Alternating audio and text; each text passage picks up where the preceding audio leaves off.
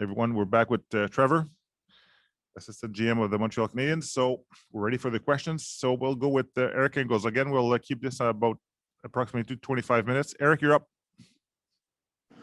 Trevor, two quick questions for you, and thanks for doing this. The first one is, how can you put in perspective how much your job changed over the last year in preparation for this draft?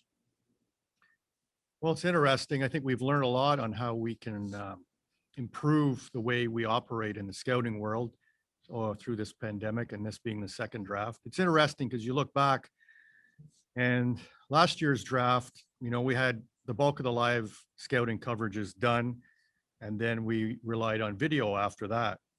This year, it was kind of the opposite. We relied on the video at the start.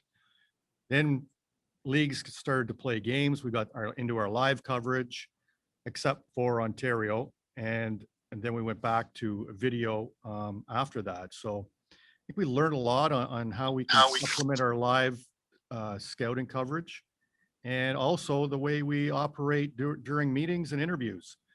We've been able to do a lot of our meetings over the computer, virtually, and the same as doing virtual interviews with the players and being able to spend more time with all these draft prospects. Second question for you is a bit complicated, but obviously you always want to pick the best players available. And sometimes if you have a need, you have to fill that need if you feel a player's NHL ready. Now with the stagnant cap for the foreseeable future, how much more the onus is on projecting or selecting players that are closer to being NHL ready? Well, our job as scouts is projection. And, that's the most difficult part of the job, is projecting. We're scouting 17, 18-year-old young men, and obviously they're going to grow and mature at different rates.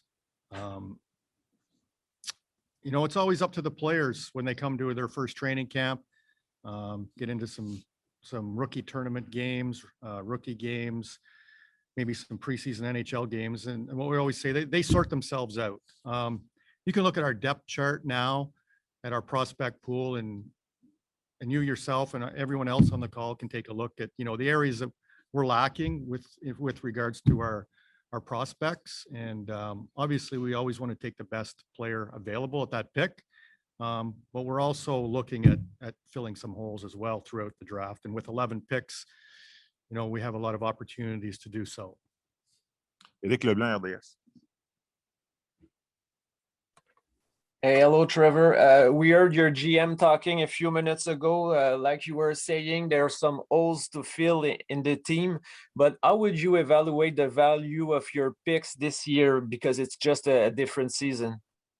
Well, that's a good question, because, with the type of season it was and the lack of live coverage, the lack of coverage for some leagues, a lot of prospects, we feel that maybe we can hit some home runs throughout the entire draft, and that's what we're going to try to do.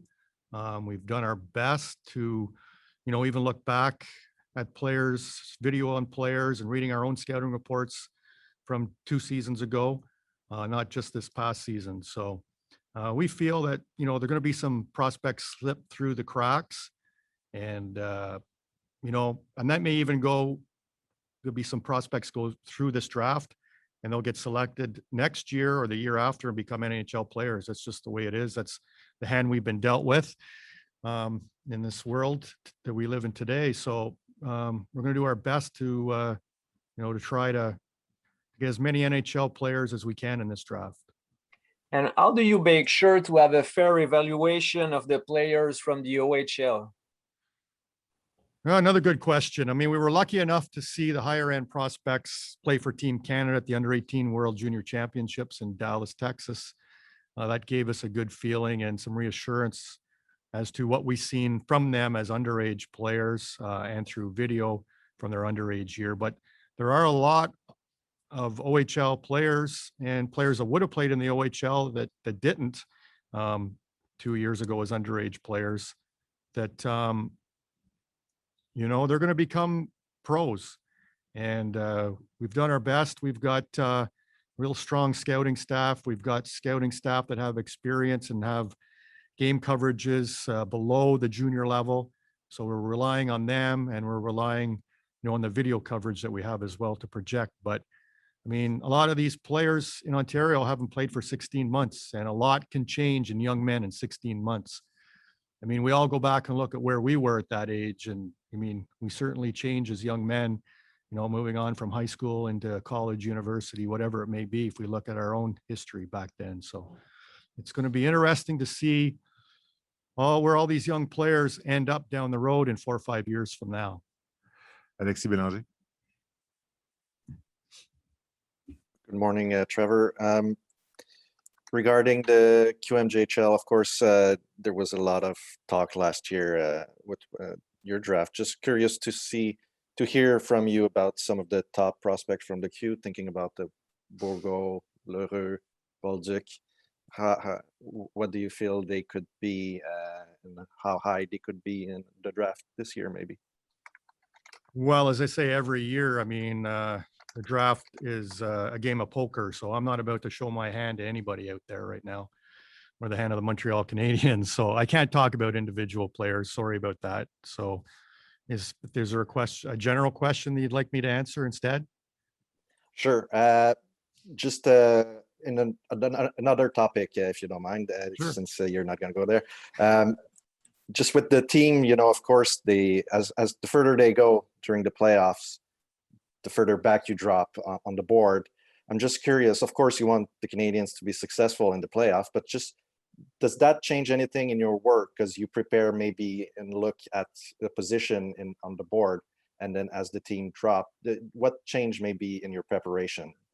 Yeah, no, you're right. Another good question. We look at that, and we drop from possibly picking 16th overall to 30th in the first round, and then 31st in every other round. So, and also we have Tampa's second round, which is also behind us in the second round. So we go from middle of each round to the end of each round, which makes a big difference, because you're almost picking into the following round.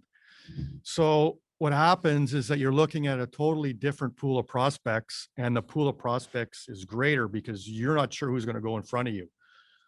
So, we got to be ready. It's more work when you're picking later, because you have to do more extensive work and a lot more prospects to be ready for that pick.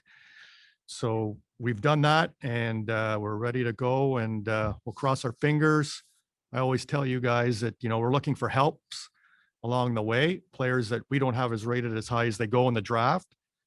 And we're looking for a lot of helps this year, picking at number 30. Martin McGuire. Merci, Paul. Bonjour, Trevor. Recently, Mark did a lot of acquisition on the NHL level.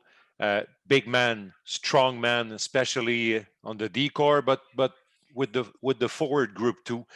Is there a trend that you want to follow for the future, having more bigger guys?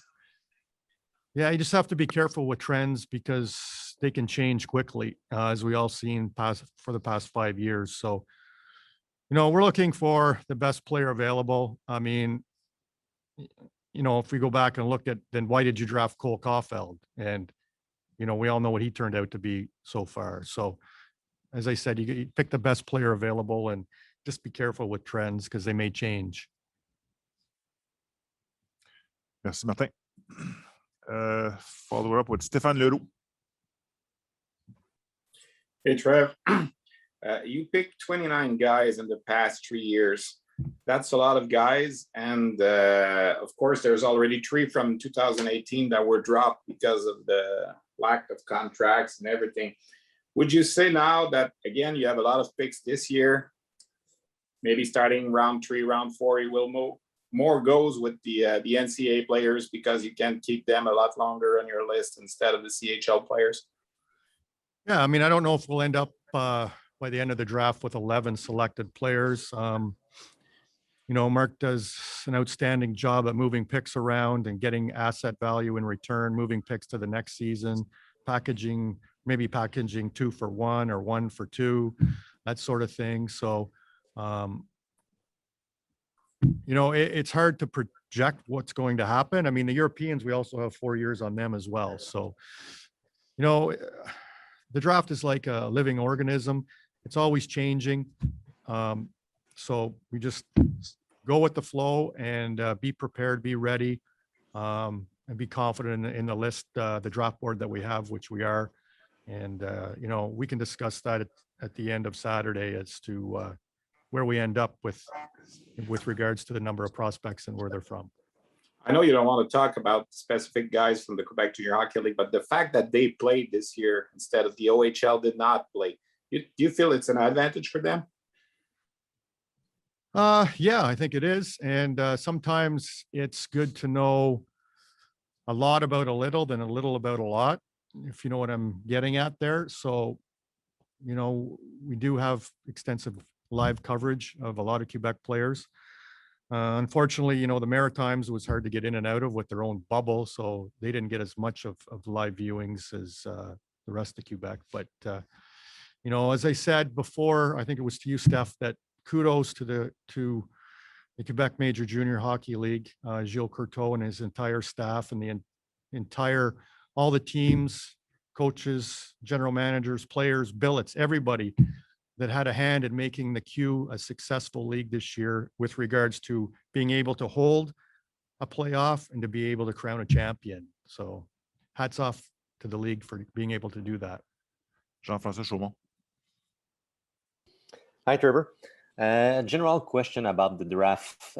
How can you describe the value of 2021? I know it's hard to predict because of the pandemic and everything, but is it a good draft? Is it a good year? Is it an average year?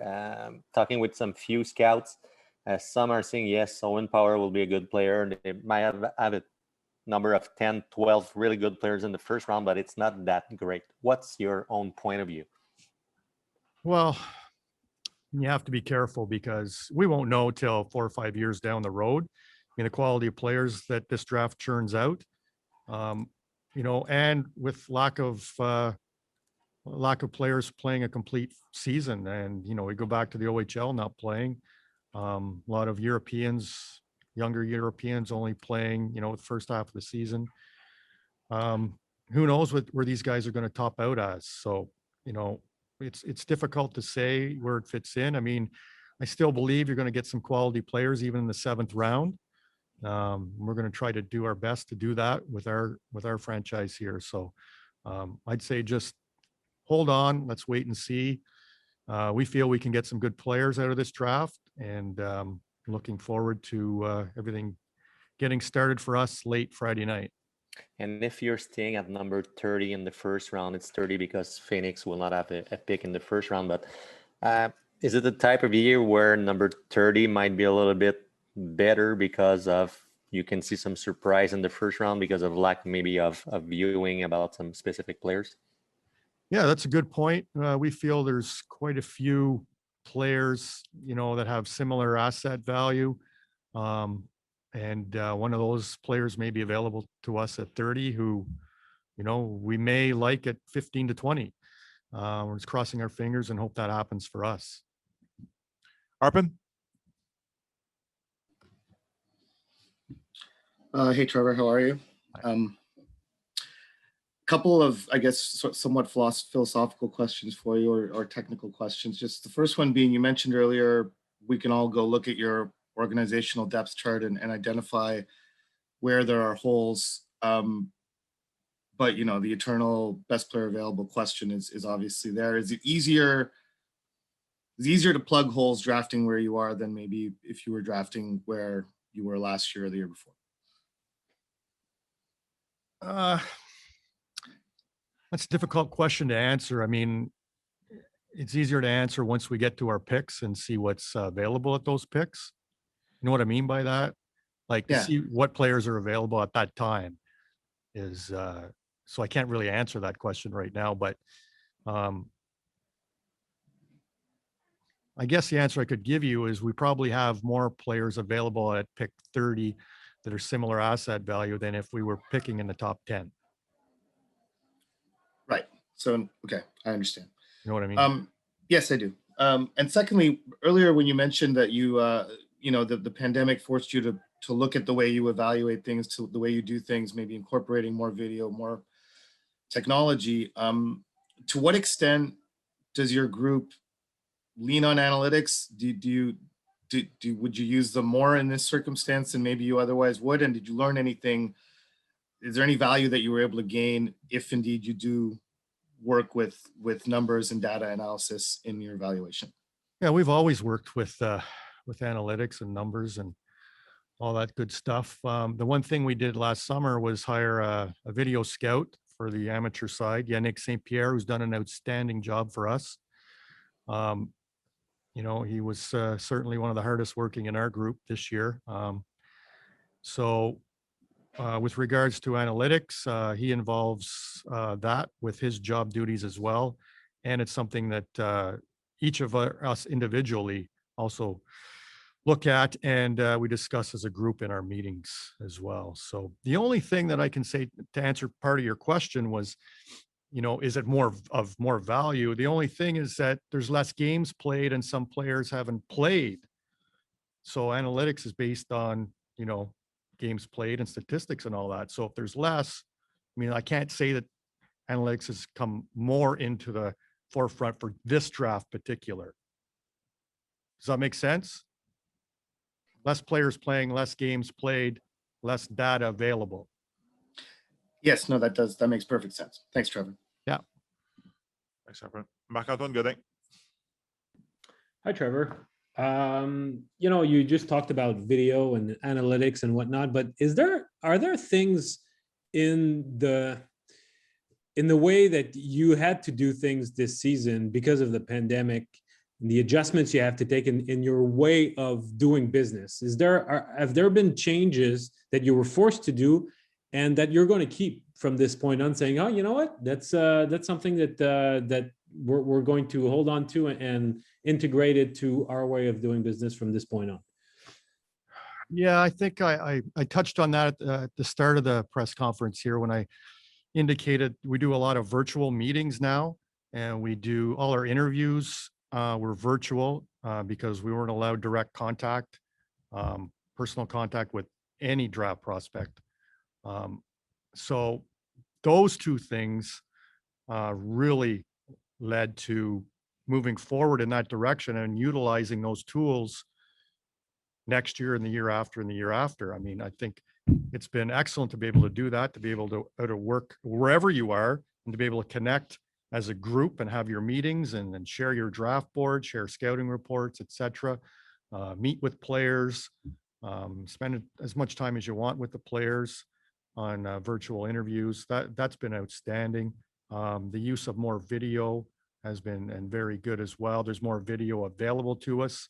You know, you think back even 5 years ago, I was going to say 10, but even 5 years ago, there wasn't near the extensive video coverage and analytics and data that's available to us now. It's totally a game changer.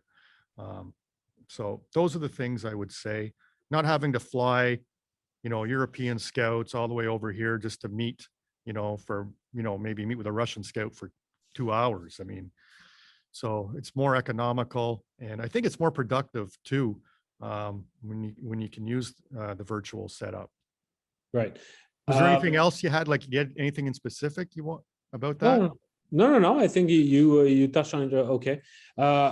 Also, I mean, you referred before to the fact that you had to go back to the notes from previous years for certain prospects. Usually, a lot of times scouts will put a lot of stock on the draft year, and if the guy continues his progression, if the progression curve is interesting or a bit concerning.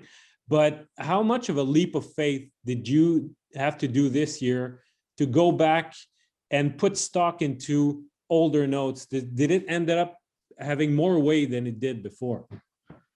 Yeah, that's a good question. Because in those years, it's, you know, when you're looking at an underage player, for example, it's, I mean, you're getting a general idea of what the player is at that point because you're not concentrating on that player. And at the same time, that player is a rookie and is young and, you know, cutting his teeth. So there's a lot of development after that, what we call underage year. So players change a lot, and that's, one thing we're handcuffed with, a lot of the prospects this year.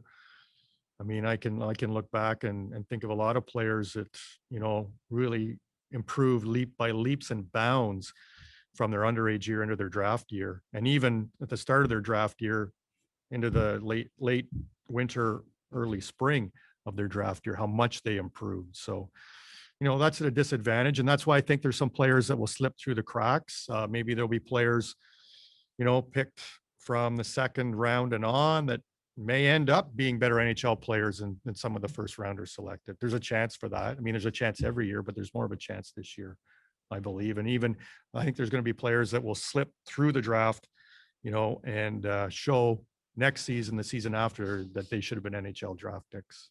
Jérémy Filosa.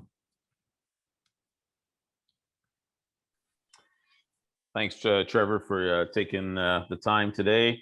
I just wanted to ask you, obviously you talked about, the draft being a gamble, and the deeper you go into the draft, the more it does become a gamble. But are those deep rounds this year, how much more of a gamble are they this year? And if you are to take a chance on somebody, gambling on a player, are you more inclined this year specifically to maybe pick a player from the queue?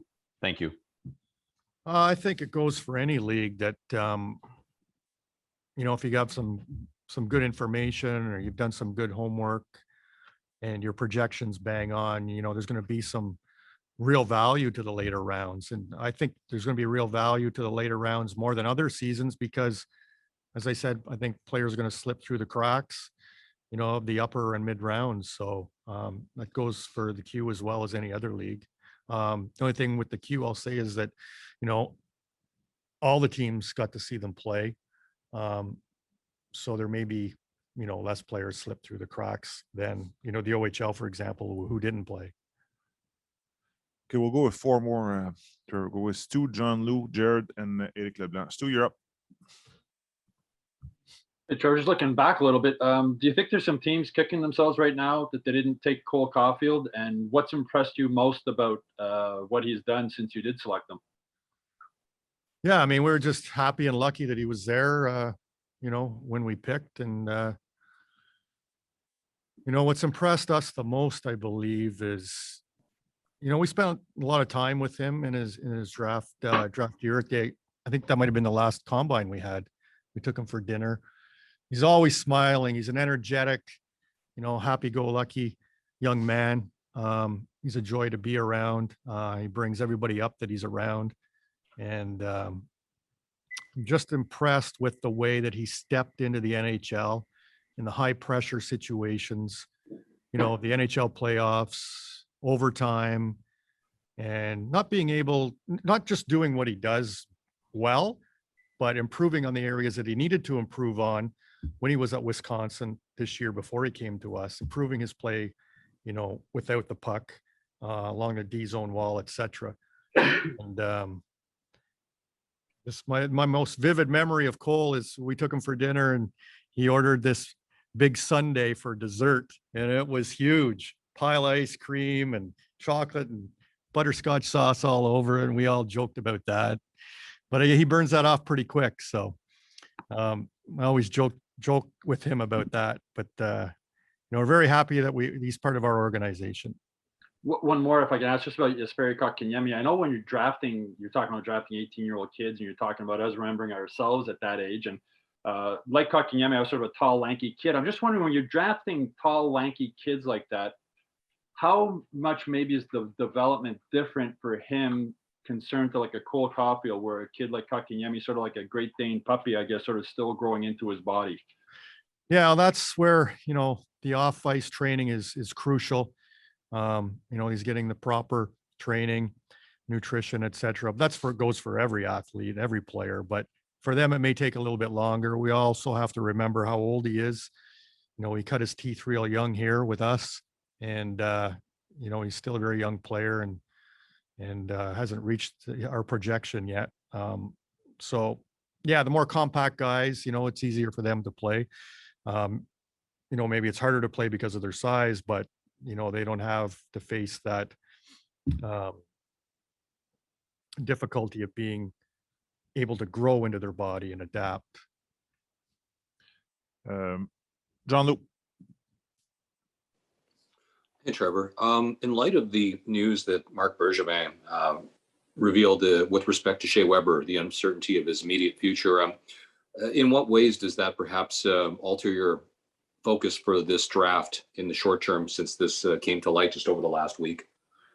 Well, John, what we do this weekend, we can't replace a Shea Weber. We can't replace him with any player we pick this weekend, next year, for next season or the season after. I mean, these players that we're picking are, especially where we're picking, are we have to wait on them. Cole, was a higher pick. KK was a higher pick, and they got into our lineup sooner.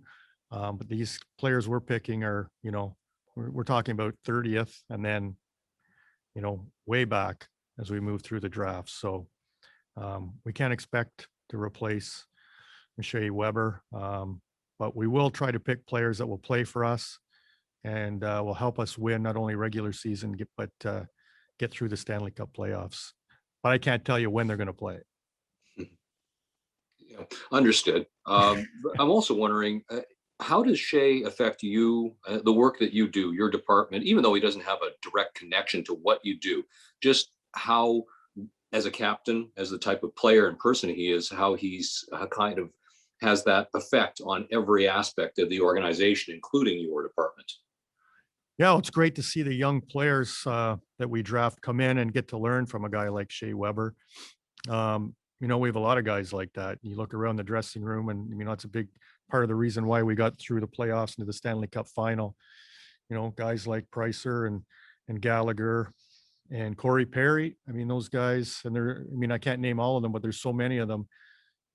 We're able to rub off and to lead these guys, show these young players, how to win.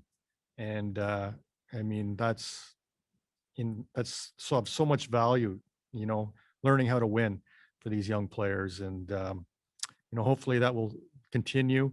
And I know we have a lot of character in a tight knit group, and we hope that everyone else can pick up the slack that we'll miss from Shea, and be able to pick up these young guys and keep them going down the right road in the future. Jared. Hi, Trevor. You mentioned before about having less data. One of those factors is obviously the fitness testing at the combine and something like that. So going into a second year without that data point, do you prefer to look at the on ice, and how does it change how you look at these prospects and when you're at the table? Yeah, that's important data that we're missing last year and this year. And we can't replace it, with any video or anything. I mean, unless you videotape, a workout or something. But and we've gotten, a little bit of data from agents. We'll pass that along. But it is a crucial part of the process of our own draft process that's missing. And we're trying to get through this. I think we did a good job last year, especially with our first pick, and also the medical data. So we don't have full medicals done on all the players. The NHL Central Scouting, they're out there and they try to get as much medical data as they can for us, and we're able to look at that. But we don't get to medically screen the players the way that we always have been at the NHL Combine. So there is, a bit of risk not having that data available to us. And one more quick question, if I can. You mentioned your goal is to find players for the Montreal Canadiens, and that doesn't end at the draft. Obviously, Nick Suzuki is an example of a player that you scouted, that you added later on. How does an ECHL team in the organization allow you to give these players that might be at the end of your draft board a chance to play professionally, keep an eye on them? Oh, this is great for us, for our whole organization. We'll be able to bring in guys that maybe slip through the draft, or we like as overage players, free agents, sign them and get them into the East Coast League team in Trois-Rivières and have them play and develop there, and hopefully, work their way up through Laval and then maybe earn themselves an NHL deal. We look back at David Desharnais, what a prime example. I mean, we signed him as, free agent out of our rookie camp. We all know the story. Went to the East Coast, tore it up, won the championship, scoring championship, MVP, went to Hamilton, involved in another championship there, and eventually made his way here to Montreal. And we all know the career Dave had. So, we're looking for more guys to follow in the footsteps of David Desharnais within our organization. And, we're going to do our part on that. And Scott Mellenby's doing his part on the pro side. And, hopefully we can churn out some future NHLers that end up coming through Trois-Rivières. And we'll close this with Eric Leblanc. Hey, Trevor, you were quite positive about the video and the virtual stuff during your answers today. But I talked to a few scouts in the last month, and they were really happy to have the chance to see games, live games. And they even changed, their evaluation of a few players. What could you say about that? And do you heard about your scouts about, that problem and what they changed during the year? Oh, I know that firsthand. I mean, that's a good point you brought up.